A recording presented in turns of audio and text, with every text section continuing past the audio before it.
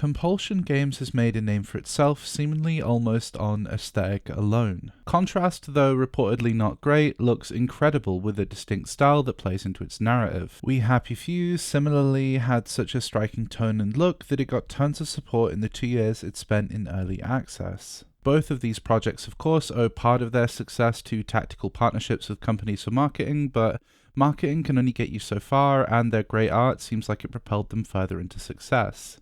This isn't to overlook story and gameplay, with Contrast standing out for inclusions in the latter and We Happy Few with the former. South of Midnight, like We Happy Few, once again has a tactical partnership with Xbox Game Studios, its publisher, but the game's mix of gothic fantasy with the American Deep South and even a dedicated stop-motion animation style caught my eye the second it was announced. I'm both happy and sad to report that, after finishing it, South of Midnight is the most Compulsion Games game Compulsion Games have ever gamed. It's either a bit of a good one with some elements that really bring it down, or maybe a bad one with some moments of gold. Here is why I think that. South of Midnight follows Hazel Flood, a teenager whose hometown is in the middle of being torn apart by flood. Mad at her mum for staying to help out others and therefore missing a lot of the time the two had designated to pack in order to escape infrastructural changes at the hands of the water, Hazel is sent to check on neighbours only to find her home drifting away on the tide. Defiantly chasing after it to save her mum, Hazel falls into the water only to be instantly saved by a strand of white flowing material. This is not only a convenient explanation for how respawns work in the world, but also works some way to ground her natural pluckiness. The chase that follows this is accompanied by rhythmic and anthemic big band jazz. Everything builds and builds, but she doesn't find her mum. In her place, she discovers latent powers of a weaver, a medium of sorts who uses grand ethereal yarn to unwind ancient hurt festering among the people she meets. In the search for Hazel's mum, you play the role of the human who takes the thorn out of the lion's paw, like a softer, more parable-like take on Shadow of the Colossus. I will say this comparison is tonal only, the gameplay is more simplistic and far less grand. In a sense, South of Midnight feels like a Disney tale. That undercurrent of you never know how much you should appreciate your family before they're gone permeates much of Walt's catalogue, but that's not the only place that South of Midnight reminds me of Disney. The writing hints at something dark, but never quite commits in writing or aesthetic. It takes from more spooky kid stories like Coraline or maybe The Nightmare Before Christmas in this way. I definitely found myself looking for something a little darker throughout the game, but by the time the credits had rolled, I was on board. This does unfortunately leave the narrative in a place where it doesn't ever shock. Its themes are strong, but we'll get to that later. Being a runner who is beginning to approach true adulthood, but not there yet in her approach to the world and her mum, there's this melodrama to conversations that is quite charming. There's a sassiness and cockiness to Hazel that feels like a natural extension of just being a teenager. She's not made out to be stupid though, and her motivations, whilst somewhat childish and brave, don't feel insincere. The game gives Hazel this springboard to grow. You first start to see this as she seeks out her grandma Bunny. Wasting away in a luxurious mansion, here is where Hazel starts to tangle with stigma, which is what happens when the strands that bind people turn rotten and decayed. Effectively, your role as Hazel is to seek out the stigma over around 10 hours of gameplay to purge them of their evil, whilst trying to find out what role your mother seems to play in the world of the Weavers. Unfortunately, gameplay is one of South of Midnight's worst elements. Combat is largely made up of a handful of combos you can do with light and heavy attacks, with the latter of which summoning a ranged element. As you discover extra parts of your weaving powers, you get access to pulls, pushes and more, which are on timed cooldowns. It's a fairly basic action-adventure game in its approach to combat, but where the game is largely let down is how repetitive that fighting feels. Effectively, combat arenas are choreographed from afar, then that combat is made up of taking down a handful of different creature types and cleansing some pillar in the center of the arena to clear the stigma. Throughout the entire game, there are only, I think, 6 main enemy types, not including bosses, which means almost every single fight feels the exact same. There's this moment in the middle chapters of the game where you get into the rhythm of finding some boss or character to talk to, before wandering around clearing 4 separate and close combat encounters, coming back to talk to them again, and then moving on to the next chapter. This is where the game is at its absolute worst. You can string combos together in somewhat satisfying ways, but the gameplay is clunky and no amount of timed dodges will fully make up for it. South of Midnight does try to spice up combat by giving you a skill tree with small sections dedicated to each of the 5 main skills and one general tree for unlocking combos or making combat more efficient without boosting a specific button. You can find points around each map to spend on those upgrade paths and find chunks of health, which after you collect 3 will grow your health bar. However, the upgrade system starts to feel like busy work, especially when you consider gameplay isn't very tough at all. I died maybe a handful of times throughout the entire game, with at least 2 of them being to very obviously dumb decisions I made or losing enough health while not fully paying attention to the screen. This tutorializing of South of Midnight's gameplay spans to Crouton and wall running. Crouton is a little stuffed bear thing from Hazel's childhood that comes alive thanks to her powers and can be sent into crevices and holes, almost like Clank from Ratchet and Clank. It makes for a nice break in gameplay and adds a level of puzzle solving to the world. However, the game is insistent on telling you the correct button every single time you're near a crevice you can climb through. The same is true of wall running, which can be performed on surfaces with scratches in them. These seemingly can't be turned off even by turning off tutorials entirely. The option to turn off tutorials only changes the big tutorial prompts that cover the screen for a moment and not the small gameplay ones. Music, art, themes, style, no one element of South of Midnight's gameplay is as striking or thoughtful as pretty much every other part of the game.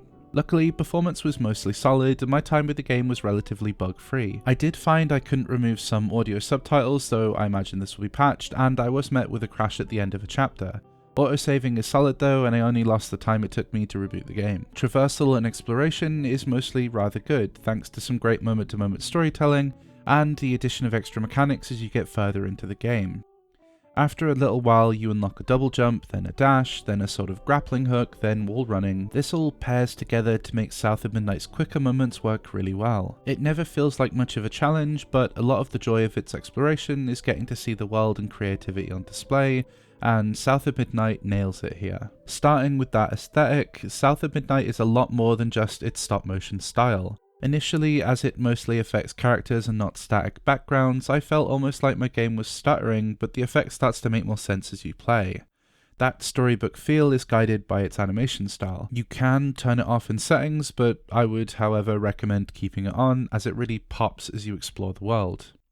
However, it's also the texture on everything else that makes this game work. The way that eyes look fierce yet gentle, the moody lighting even in broad daylight, how angry characters can feel when their brows furrow. More than just looking good, things feel natural yet almost puppet-like. It manages to strike its own unique look without approaching the uncanny valley. The music is mostly great too. Some of the game's bigger bosses have their own theme tunes that make you feel like you're crawling, climbing, and fighting through a musical. It's great and a real sign of quality. There are some performed songs I liked less, either to contrived lyricism or generic progressions, but these thorns were an uncommon uncomfortability in the game, and they only stand out due to the caliber of sound elsewhere. It's not just the music and art that is helped by its deep south setting. This also plays into its broader themes well.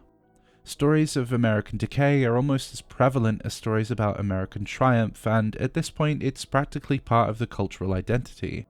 And with a dark and more importantly recent history, this makes a lot of sense. Though South of Midnight's lens for that cultural decay is certainly racialized, it's also deeply entrenched with class. Evictions, destruction, these are elements that hit the world of South of Midnight and poke their nasty head into the fairy tale fantasy it sets up. You meet a great catfish in pursuit of your mother, only to find eviction notices plastered on cabins and trailers. You may be a weaver, but your mum's house did float away in a flood because it can't withstand flooding, and a shelter locked in with other people seems to be their best chance at survival. It touches on worker exploitation, but also what makes people exploit one another in the first place. You get this bottle midway through, and with that bottle you store people's stigma only to release this pain to conquer it. You are literally bottling up people's traumas, and in doing so are actually doing the opposite of what that idiom implies. South of Midnight argues that sunlight is the greatest disinfectant. To go some way into solving people's pain, you also have to understand their unrest, and South of Midnight has these rather political themes, but they are more systemic than one might assume. They are less focused on individual injustice and focused on the procedures of harm and the demons we make people into when we believe their intentions are bad. I'm trying to very carefully get around spoilers here, as to reveal part of the system South of Midnight critiques is to give away some of its main bosses and twists, but there's this deep class element that I connected to throughout the game. South of Midnight, if described the right way, would make you think it was a horror game, and I think part of this is intentional. There's a secondary story about a great spider-like creature who is kidnapping and brainwashing children. You meet monstrous entities and unpack trauma, most of which ends in a chase. The world is dark, and you constantly find notes of fragments of stories about death, decay, and much of that specifically revolves around children. This all builds to allow it to explore its themes more. It makes everything feel more thoughtful. South of Midnight is a game that's about trauma, but also the steps we must take to overcome it as a society. That trauma can be interpersonal or it can be generational, and it weaves this tapestry of characters throughout. It can lose itself a little in its own metaphor, but this is also the joy of Folklore. South of Midnight loves to explain its characters. It talks at length about what they've done and why they do it. It enunciates the ways that our own pain and misery can turn us into monsters, but when these monsters manifest and become real, it does get a little lost. See, it effectively makes the argument that some characters are justified as they would hurt others if they don't do it, and that real-life counterpart is less cut and dry. The greys around intent are much more full and vibrant in life. This doesn't make the game's decisions to do it bad, it just cements a narrative and further sets the game in motion. South of Midnight cares about folklore. It doesn't just care about the individual stories that come from history, but the process of writing, those communal truths we tell ourselves that are then whispered on the wind. This allows a sense of fun and creativity to spring forth from the page, or, well, disc. Its unique fantasy veers into elements that you'd see in much grander games like God of War, and it feels unafraid to really lean in to get the most out of it. I could see parts of it alienating people, but I don't think you would get lost, and this is both a failing and a virtue. I felt my hands being firmly held, but I can't say that grasp didn't feel warm. South of Midnight is so tender. It's soppy but not contrived, emotional but not manipulative. It's deserved. I don't think its grander themes are particularly unique, but they do feel interesting and fairly nuanced. It tries to do a lot over its playtime, and its cast of characters are charming and fun to watch. There's a painful irony to South of Midnight being almost entirely about hatred and the way that eats you up inside, and the game becoming the target of hatred leading up to its release. It was attacked for the way it chooses to represent its characters, and having played it, nothing about its central narrative feels ill thought out. It's certainly a bit heavy-handed and on the nose, but it does a great job at justifying itself. Before its release, it's weird to see the lamenting of the game as indicative of the death of the industry or some festering rot that needs to be purged, when South of Midnight itself is so gentle to hatred, it's understanding. A larger theme in South of Midnight is trying to communicate the difference between rehabilitative and punitive justice. At what point do we justify losing our ability to understand one's actions and opt instead for pure punishment? Can one ever really do pure punitive care in selfless ways? Even this is tackled oddly sweetly, and while it takes a stance, it doesn't point and laugh at the other side. It feels a tad more pragmatic than that. South of Midnight is a game with problems when it comes to combat, and some parts of it let down an otherwise pretty solid story and tone. Its aesthetic is great, and there are these moments where the experience elevates above it all and really clicks. It is far too flawed for that to carry through the full game, and I found myself lost in moments, but its spirit is undeniable. I don't think punishment is how you get the best out of a game like this.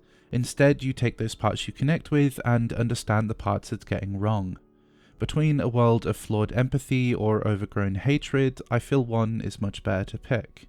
And for a better studio and industry at large, I know which one is better to pick. Thank you for listening to some of my thoughts on South of Midnight.